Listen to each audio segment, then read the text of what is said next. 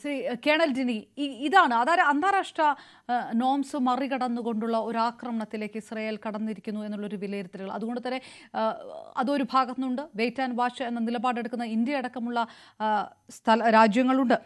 ഇതിനിടെ ഇറാൻ ആണവായുധം പ്രയോഗിക്കാനുള്ള സാധ്യത ഒരു വശത്ത്, പ്രയോഗിച്ചാൽ ഈ ഇസ്രായേൽ ആണവായുധം പ്രയോഗിച്ചാൽ ഒപ്പം നിൽക്കും പാകിസ്ഥാൻ തങ്ങളുടെ പക്ഷത്തു നിന്ന്. ഇറാൻ ഒരു വാദമുണ്ടാക്കിയിരുന്നു. അത് കുറച്ച് സമയം മുമ്പ് പാക് പ്രതിരോധ മന്ത്രി അത് തള്ളുകയും ചെയ്തിരിക്കുന്നു. ലോകരാഷ്ട്രങ്ങൾ ഇതിനകത്ത് എടുക്കുന്ന ഒരു നിലപാടുണ്ട്.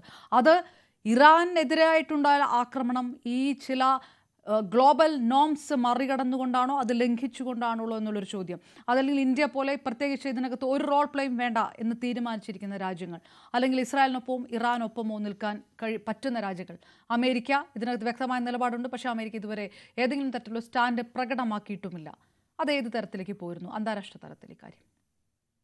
നോക്കൂ മാഡം, ഇതിനകത്ത് രണ്ട് കാര്യങ്ങളാണ്. ഒന്ന്, ഈ ഇന്റർനാഷണൽ നോംസ് ഫോളോ ചെയ്യുന്നില്ല, അതെല്ലാം ചെയ്യാതെയാണ് ഇസ്രായേൽ ഇത് ചെയ്തു എന്ന് പറയുമ്പോൾ, ഇപ്പൊ നമ്മൾ കുറച്ച് നാളുകളായിട്ട് നോക്കി കഴിഞ്ഞാൽ ആരാണ് ആക്ച്വലി ഇന്റർനാഷണൽ നോംസ് ഫോളോ ചെയ്യുന്നത്? അതാണ് ഫസ്റ്റ് ചോദ്യം. ഇപ്പൊ റഷ്യ യുക്രൈൻ വാർ നടന്നു, റഷ്യ എന്തെങ്കിലും ഫോളോ ചെയ്തോ? യുക്രൈൻ ഇപ്പൊ തിരിച്ചടിക്കുന്നു, അവരെന്തെങ്കിലും ഫോളോ ചെയ്യുന്നുണ്ടോ? സോ ഇത് നമ്മൾ ഓരോ, ഇപ്പം ഇസ്രായേൽ ഹമാസ് പ്രശ്നം കണ്ടു. ഇസ്രായേലിന്റെ അഗെയിൻസ്റ്റ് ആയിട്ട് ഒക്ടോബർ 7 ഇറാന്റെ ബാക്കിങ്ങിലൂടെ ഹമാസ് നടത്തിയത് ഏത് ഇന്റർനാഷണൽ ഇതിന്റെ പേരിലായിരുന്നു? അപ്പം ആക്ച്വലി പറഞ്ഞാൽ ഇപ്പം ഇവിടെ അങ്ങനെ ഒരു പ്രത്യേകിച്ച് ആരും ഒരു രീതിയിലുള്ള ഇന്റർനാഷണൽ നോംസും നോക്കാറില്ല. അവരവരുടെ താല്പര്യങ്ങൾ മാത്രമാണ് അവർ നോക്കുന്നത്.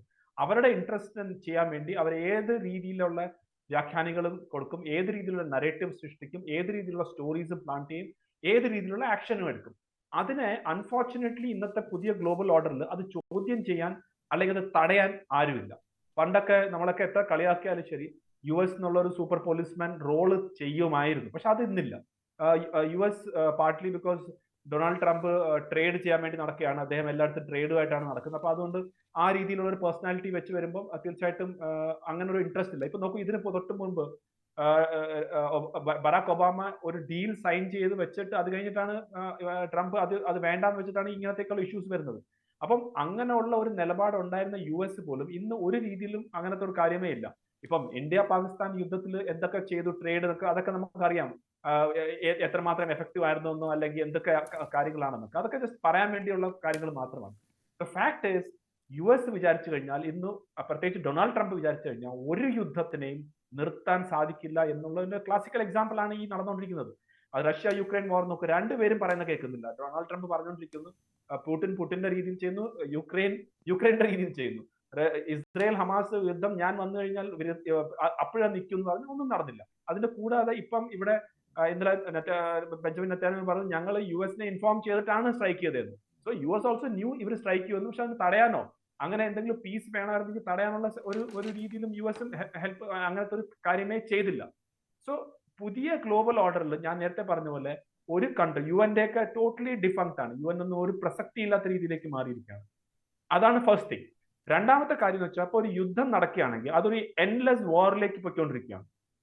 ഇപ്പൊ റഷ്യ യുക്രൈൻ ആയാലും ശരി, ഇപ്പം ഇസ്രായേൽ ഹമാസ് ആയാലും ശരി, നമ്മൾ ഇപ്പൊ ഈ കാണുന്ന ഇസ്രായേൽ ഇറാൻ ഇഷ്യൂ ഓൾസോ അത് പ്രൊലോങ് ആവാനുള്ള ചാൻസസ് ധാരാളമുണ്ട്. അതിന്റെ ഒരു കാരണം ഞാൻ നേരത്തെ പറഞ്ഞ പോലെ US മറ്റു രാജ്യങ്ങൾ ഇടപെടാത്തത് കൊണ്ട് ആണ്. ഇവിടെ ചൈന ആൻഡ് റഷ്യ അവര് പോലും ഇതിനകത്ത് ഡയറക്റ്റ് ആയിട്ട് ഇൻവോൾവ് ചെയ്ത് ഇതിനെ എന്തെങ്കിലും രീതിയിലുള്ള ഒരു പീസിൽ കൊണ്ടുവരണം എന്നുള്ള ഒരു ഇൻഡിക്കേഷൻസും അവർ തരുന്നില്ല.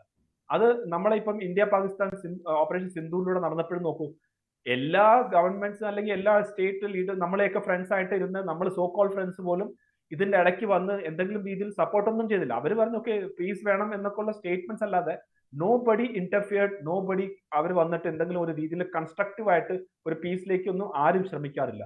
അത് തന്നെയാണ് നമ്മൾ റഷ്യ യുക്രൈൻ വാറിൽ നടക്കുന്നത്. ഇവിടെയും അങ്ങനെ തന്നെ ആയിരിക്കും. കാരണം റഷ്യയെ സംബന്ധിച്ചോളം ഇറാനും അവർക്ക് വളരെ അടുപ്പമുള്ളതാണ്, ഇസ്രായേലും അവർക്ക് അടുപ്പമുള്ളതാണ്. ചൈനയെ സംബന്ധിച്ചോളം സെയിം, ഇസ്രായേലും അവർക്ക് അടുപ്പമുള്ളതാണ്, ഇറാനും അവർക്ക് അടുപ്പം. അപ്പൊ എങ്ങനെയാണ്, ഏത് രീതിയിലാണ്, ഏത് പാർട്ടിയാണ് അവർ മുന്നോട്ട് കൊണ്ടുപോകുക? സോ അപ്പം ഇങ്ങനെ വരുമ്പം ഈ ഫൈറ്റ് തുടങ്ങിയവർ തന്നെ വിചാരിച്ചാൽ മാത്രമേ ഇത് നടക്കത്തുള്ളൂ. അവിടെയാണ് എനിക്കൊന്ന് അഞ്ജന മാം പറഞ്ഞ ഒരു കാര്യം. അതായത് എന്ത് ഒബ്ജക്റ്റീവ് ആണ് ഇസ്രായേൽ ഇത് ചെയ്ത് തുടങ്ങിയപ്പോൾ ചെയ്തത്, ആ ഒബ്ജക്റ്റീവ് അവർക്ക് നേടാൻ സാധിച്ചോ ഇല്ലയോ? ഫോർ എക്സാമ്പിൾ, ഇപ്പൊ ഹമാസിനെ ഇല്ലാതാക്കണം. അവർ പറഞ്ഞ വി വിൽ ഡിസ്ട്രോയ് ഹമാസ് എന്നുള്ള രീതിയിലാണ് ഗാസയിൽ എൻട്രി ചെയ്തത്. ഹമാസ് കംപ്ലീറ്റ് ആയിട്ട് ഡിസ്ട്രോയ് ആയോ? ഇല്ല. അന്നും നമ്മളെ പോലുള്ള ആളുകൾ പറഞ്ഞു ഹമാസ് എന്നുള്ള ഒരു ഐഡിയ ആണ്, ഒരു ആശയമാണ്, അതിനെ നമുക്ക് കംപ്ലീറ്റ്ലി ഡിസ്ട്രോയ് ചെയ്യാൻ പറ്റത്തില്ല. അവരൊരു തോക്കെടുത്ത് ഒരു യൂണിഫോം പോലെ ഇട്ട് കഴിഞ്ഞാൽ ഹമാസ് ആയി, അത് എടുത്ത് ദൂരെ കളഞ്ഞു കഴിഞ്ഞാൽ അവർ സിവിലിയൻസ് ആയി. അപ്പൊ അങ്ങനെയുള്ള ഒരു ഒരു ഒരു ഒരു നോൺ സ്റ്റേറ്റ് ആക്ടേഴ്സ് അല്ലെങ്കിൽ ഒരു ടെററിസ്റ്റ് ഓർഗനൈസേഷൻ ഒരിക്കലും നമുക്ക് അതിന് ഒന്നും ചെയ്യാൻ പറ്റില്ല. ഇറ്റ് ഈസ് ഒരിക്കലും കംപ്ലീറ്റ് വൈപ്പ് ഔട്ട് ചെയ്യാൻ പറ്റില്ല. അതേപോലെ തന്നെ എങ്ങനെയാണ് ഇസ്രയേൽ ഇറാന്റെ 100% ന്യൂക്ലിയർ കാപ്പബിലിറ്റി ഇല്ലാതാക്കാൻ പറ്റത്തില്ല. കാരണം ഒന്ന്, നേരത്തെ പറഞ്ഞ പോലെ ഈ ഫെസിലിറ്റീസ് ഒക്കെ ഡീപ്പ് അണ്ടർഗ്രൗണ്ട് ആണ്. അതിനു വേണ്ടിയുള്ള കാപ്പബിലിറ്റി ഇന്ന് ഇസ്രയേലിനില്ല. ഈവൻ ഇഫ് US അങ്ങനെ കൊടുക്കുക എന്ന് വിചാരിച്ചാൽ തന്നെ എനിക്ക് തോന്നുന്നില്ല അത് ആ രീതിയിലേക്കുള്ള കംപ്ലീറ്റ് ഡിസ്ട്രക്ഷൻ സാധിക്കുന്നുള്ളൂ.